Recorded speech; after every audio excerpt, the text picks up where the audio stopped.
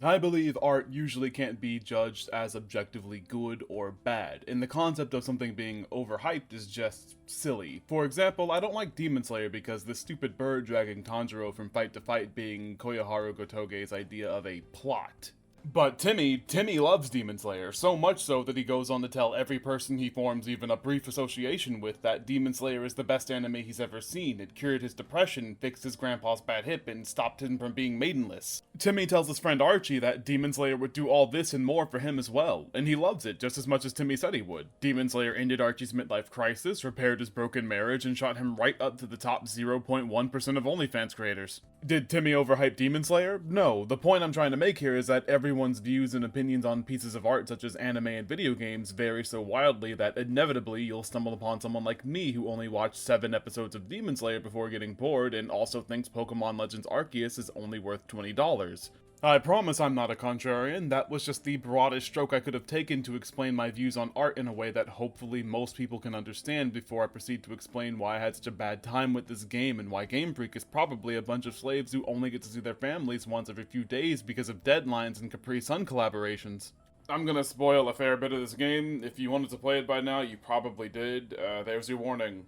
Legend's core gameplay loop is wandering about vast environments to catch, battle, and evolve Pokemon for research purposes, making this game fundamentally different from other mainline Pokemon games because you're not really a Pokemon trainer, you're just a guy in a tough situation who's been given 2 choices: find and domesticate every species of Pokemon in the Hisui region, or die. Anyone else think it's kind of fucked up that God would send a black kid to ancient Japan? After surviving the first few hours of text and learning that Galaxy Team isn't racist, just strict, you're let off the leash to somewhat explore the 7 instanced areas that wild Pokemon live in. I say somewhat because the game doesn't allow you to fully explore every bit of the wilds until nearly the end of the main story, but we'll get to that. For now, your goal is to capture, battle, and evolve enough Pokemon till Galaxy Team gives you a new star rank. These fucking suck. I captured and battled nearly every single Pokemon along the path of a story quest and still didn't have enough of these things to move on to the next area. Why the fuck does it matter if I didn't see Buizel use Aqua Jet 20 times, Eileen? I've seen it more than you have. Give me the star. I actually like the idea of surveying Pokemon, learning their habits, what food they like, when do they sleep, what kind of abilities do they have, which species inexplicably wants me dead, whether they like their bellies rubbed, cute stuff like that. The problem is, that's not what we're doing here in terms of gameplay anyway. What we're doing is catching the same Pokemon over and over again, leveling and battling them until we hit a quota, which again makes sense for the period of discovery that Legends goes for, just not in practice. The reality is, you're not learning anything about these Pokemon. There's no difference between the first and 25th Shinx you caught. They do nothing but sit in a box until you either evolve them for more survey points or mass release them because your OCD isn't fucking having it. What pulls me out of the experience even more is that every member of each individual species of Pokemon behave exactly the same in the wild. Every Shinx wants to murder you. Every Spheal does this cute little roll while practically disregarding you as a threat to its life. There's no difference in the demeanor of any Pokemon. Despite most Chihuahua hating everyone but their primary caregiver, some of them are pretty friendly. You expect me to believe every Bronzor wants me dead? Come on, these guys have like permanent smiles. Repeating the same objectives for each and every Pokemon I came across became boring quickly. Worst of all, it makes Legends feel like the antithesis of Pokemon, the brand. For the longest time, we've been conditioned to see these creatures as lovable pets that could also set your face on fire, friends that you struggle and train with through adversity, that you can form very real attachments to despite them just being data in a GBA cartridge. This game makes them feel like resources and tools, because they are. The Spheal I decide to use is entirely inconsequential. Even if I were to evolve it once, I'd replace it immediately if I were to run into a Celio closer to level 44. Why? Because getting those survey points is all that matters to me, and the higher level Pokemon you have, the less likely you'll get instantly two-shot.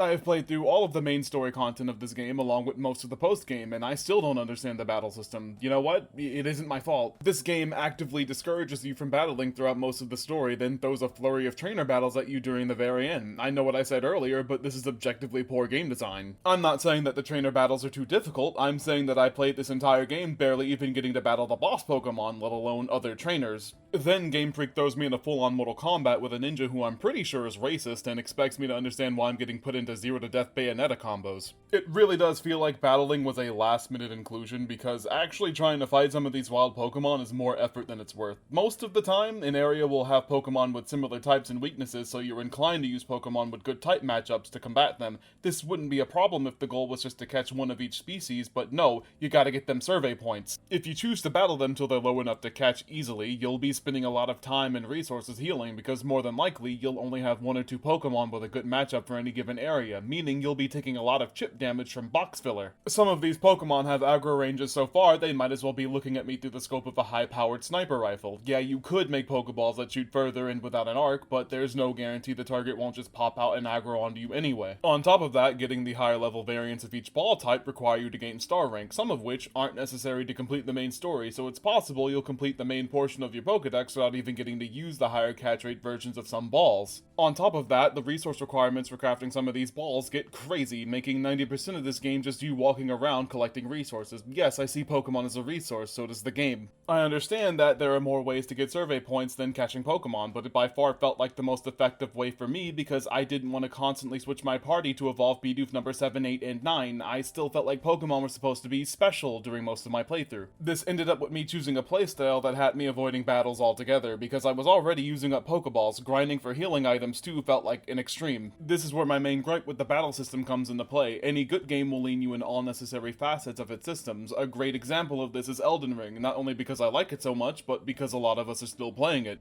Elden Ring gives you a really good area of well spread out enemies to practice your stealth and fighting skills on early. You can skip these grunts altogether if you want, but you can't ignore Margit, the first boss, at least if you actually want to complete the main story in a non-exploity fashion. Margit teaches you a lot. This was my first From Software game, and he thoroughly beat into me the lesson of taking my time and learning boss patterns before just slashing away at what is soon to be an active hitbox. Legends Arceus doesn't do this. The game doesn't force you to learn its battle system before these in-game trainer battles that feel random and inconsistent. I'm sure there's a reason my Typhlosion got one-shot by a rock slide before I even got the chance to input a command, but the game never actually teaches me why. There's not even a way to practice in battles similar to these because there aren't really trainers like this. It's mostly just wild Pokemon you might battle if you accidentally aggro them. Did you think I forgot about the boss battles? Nah, these suck too. They don't even feel like they belong in the same game for similar reasons to the battles. They just don't feel coherent with the rest of the gameplay. A big yellow Pokemon is so angry that you have to throw bombs of its favorite food or whatever at it. While throwing bombs, they try really hard to cut you in half, burn you alive, or electrocute you to death or something like that. Instead of having you do something fun like calling out your Pokemon to help you evade damage or create openings in their attack patterns with special moves of their own, kinda like the Pokemon Ranger games, or even straight up battling them, Game Freak's idea of fun is just to have you iframe through active hitboxes till eventually you've hit them enough with bombs to stagger them, then throw out your Pokemon to battle them finally. And you might say, that's nothing like the trainer battles. The core gameplay is throwing balls at Pokemon and evading their attacks, and then I say, maybe. I spent most of the game not knowing what the wild attacks even looked like, let alone rolling through them. If I wanted to catch a Pokemon, I threw a ball at it. If that failed, I'd either just throw my own Pokemon at it to start a battle, instantly canceling out any open world threat, or walking away from it because it was probably too much trouble. A third option is to just keep smacking them in the back of the head with Pokeballs so they pass out from a wicked concussion. That's just how I played the game, meaning I never actually had to learn any boss mechanics. Not that it matters, because every time you encounter a boss Pokemon, the game reminds you to roll through their attacks. The characters go very far out of their way to drill into you that you become literally invincible while rolling around, phasing right through waves of certain death. I'm not gonna call this lazy, especially thinking about what's probably going on with Game Freak right now, but it is disappointing. I'd much rather have just fought a big wall of stats than have a meaningless fight with no real mechanics. All of the wild Pokemon are like this, by the way. None of them do anything particularly special when they aggro onto you. Some of them try to tackle you or throw a varying array of what amounts to just colors that do damage at you, or they physically charge at you, colorfully. The most confusing part about this to me is that even the wild mythics do this too, except they're not roaming around in the open world, acting as obstacles to exploration. They're just sitting in an isolated space waiting for you, the main character, to show up. When you do inevitably show up, they just throw attacks at you till you decide to send out your own Pokemon to battle them. You can't catch them by just throwing Pokeballs. You can't even sneak up on them and try to stealth catch them. So why do they even attack you in the enclosed space if you literally have to battle them to interact in any meaningful way? This really makes me think that battling as a whole was never meant to be in the game in the first place, but someone high up the ladder thought the game wouldn't sell well if there was no battle system, or they just ran out of time to innovate further and went back to what works to meet a deadline. Toward the end of the game, there's a structure you have to get through, and at the tail end of this structure, there's a hallway with a Ralts or a Curly or something. Pretty close to that last corner you have to turn. I thought, cool, I'm gonna catch this Ralts and get some survey points. Then an Alpha Gallade turned around the corner, and I was shook, thinking to myself for a second, how do I deal with this obstacle? Do I battle it, risk having to heal after, or just try to catch it? Then I snapped out of this sense of urgency I felt because I realized this Gallade is not an obstacle. I can just run past it and pretend it doesn't exist. If it attacks me, I just iframe through it or eat the hit, not like it can one-shot me. At this point, I realized that nothing fucking mattered. This wasn't a game I was playing. There were no obstacles to my progression. There was no progression. In this same instance, I was just walking from point A to B in order to get my last mount Pokemon, enabling me to reach the next boss fight. You might say, that is the progression. You made it all the way up those stairs and talked to the character that gives you the glider Pokemon. But that's not fun. I didn't do anything. Nothing has changed for me, the player, since I began the game. The game just gives me new traversal methods for reaching new star ranks and talking to the right NPCs. That amounts to me catching 100 Pokemon and then beating down another 100 Pokemon till I meet Cylene's quota. That's not fun. This isn't a game. This is a simulator. I honestly don't even think the gameplay is that bad, but I don't think it's $60 worth of gameplay. This feels like a mobile game where I just keep repeating the same level, killing the same enemies till I get to the next, where I kill the same enemies, but this time, instead of blue, they're red, and instead of the background being a grassy field, I'm in a rocky tunnel. All of this non-progression only makes me yearn for more, because I know someone at Game Freak probably thought this was going to be the time they can finally do something new and fun, only to find their unique idea to be cannibalized by Pokemon Company's deadlines and whatever the fuck this is. We'll get there. My biggest disappointment with this game is the ride Pokemon. I don't know their official names because I stopped reading the dialogue and just wanted to play the game. Also, it's been a while. Yeah, they look kinda cool and controlled serviceably, but I feel nothing toward them. I did nothing to earn them. They're just kinda given to you after story bits, which I guess is fine, but these are not my friends, they're tools. My least favorite of these is Basculegion, not because I dislike the Pokemon, but because of the way you obtain it. At some point, story stuff happens, and you have to cross a large body of water to get to the next boss. Instead of making this an actual problem for the player to solve, Iskan just gives you a ride Pokemon. There are 30 water-type Pokemon in this game, 10 of which look big enough for an average person to ride without crushing them. Would it not be more fun to make the player catch or evolve a water-type Pokemon big enough to ride on in order to reach the next island? Not only would it make me feel more attached to the Pokemon I'm surfing on, but it would create an opportunity to make a player think and adapt to the vicious world they've been thrown into. It would also make sense in terms of the story being told by this game. You are surveying Pokemon, learning about their abilities in order to make it possible for Pokemon and humans to coexist peacefully. The thought of catching a Floatzel that isn't immediately subservient fills my mind with ideas of how you could go about befriending it. Whether that be finding out it really likes bitter berries, or just really enjoys battling, then feeding it or letting it battle Pokemon till inevitably it becomes friendly enough with you to use as a ride Pokemon, allowing you to surf around whenever you want, so long as you continue treating it as a friend,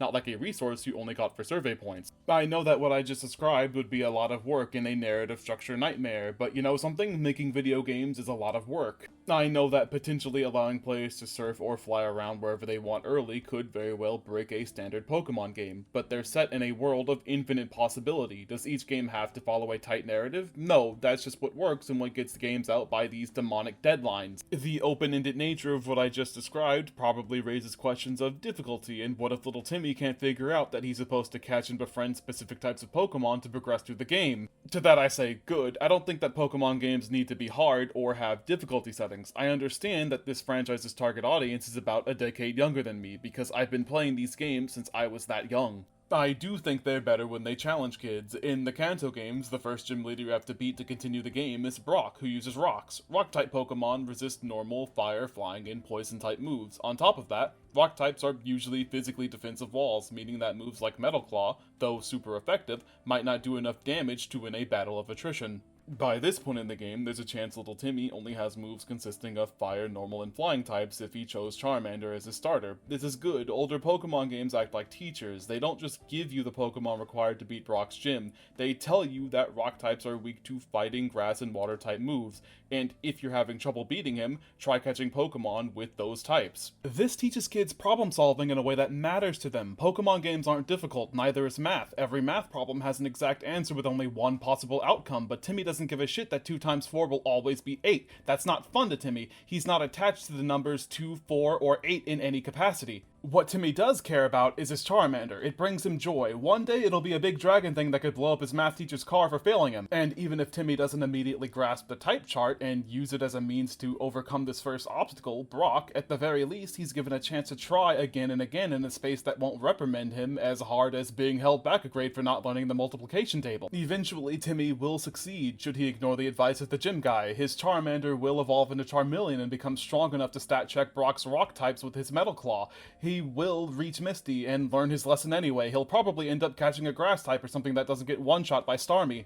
These lessons are important. They take games from being fun distractions to learning experiences that'll carry weight throughout a child's entire life. This is why people are so angry that Pokemon games are too easy. They just don't take the time to understand or articulate it in a non-man-child way. And honestly, I don't think they're wrong for being mad, because as time progresses, games for children are becoming less and less educational. There are very few safe spaces for children to learn through gaming being created today. My least favorite example is Let's Go Pikachu and Eevee. These games literally don't allow you to battle Brock until you obtain a water or grass type Pokemon. This takes that first lesson that I spent all that time talking about and shits on it. These are no longer games, they're just distractions to keep Timmy busy while mom's filing taxes and dad's getting milk. Back to this piece of shit. I do think that Legends is kind of fun in a mindless catching simulator kind of way, but that's it. I don't really believe that what's offered in terms of gameplay is bad, but there's literally only one thing to do. On top of that, the world is empty. Yeah, everywhere you go there's wild Pokemon, trees, and ore, but they don't do anything. All three of those things I just mentioned are merely resources in an endless loop of collect ore and apricots to make balls, throw balls at Pokemon, repeat.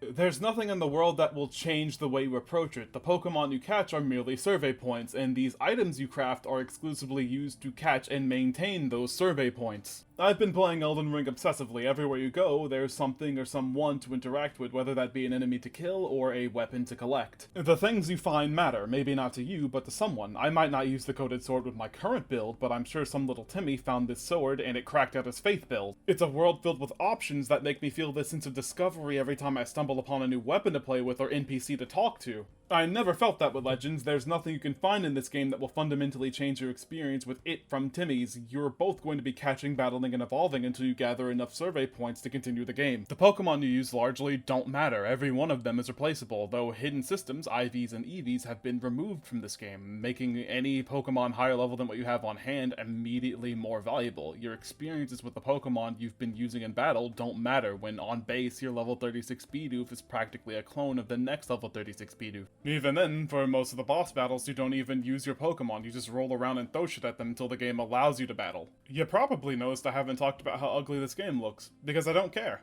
I mean, yeah, this looks like a Gmod water texture, and for some reason, Caves the player model looks like it was snipped using Windows Paint. I just kinda don't care. Also, this game's texture quality does make me think, though, along with every other problem I have with it. Why does this game exist? It is completely unnecessary. We had our remake, Gen 9 is coming, Legends Arceus is not filling in any meaningful gaps, so why? Here's my crackhead theory. Some amount of important Game Freak people went like, hey, we've been given the green light to make a new Pokemon game, and we can deviate from the norm as much as we want, so long as it's easy enough for kids to understand. Then they started working on this new grandiose idea, but halfway into development, the Pokemon company went like, send word to the slaves, I mean, developers. The deadline for Generation 9 has been pushed back. We need the new games in time for the Fortnite crossover. And just like that, Game Freak was split into 3 teams. Sword and Shield DLC, Legends Arceus, which they just didn't want to let go of, and Pokemon, why does this look like a Gmod sandbox? Do you have any idea how long it takes to make fun AAA video games from the ground up? I don't, but I know it's usually more than 2 to 3 years.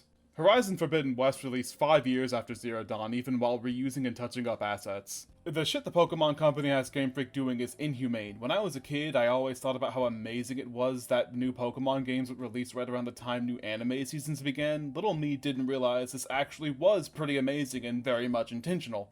Game Freak has never missed a release, even if it means overlooking a save-deleting glitch or putting out a game that looks like this. Initially, I was really angry about Legends sucking up 60 of my dollars despite feeling like a $20 game. I was angry at Game Freak for putting out what I thought was a lazy cash grab, but I was wrong.